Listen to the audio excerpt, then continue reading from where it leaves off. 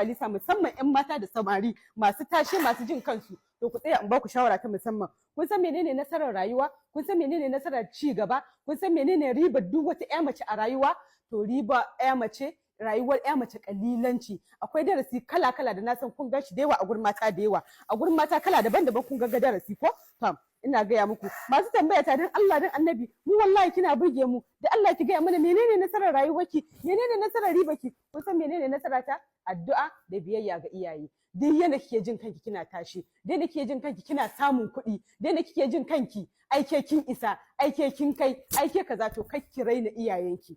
Da yawa mutanen da zaki ga sun yi nadama a ƙarshen rayuwarsu, abubuwa sun zo sun lalace sun ƙare musu, to a lokacin da suke tashe fa sun fa raina kowa, gani suke fa ba wanda ya isa, babu wani, kawai su ne.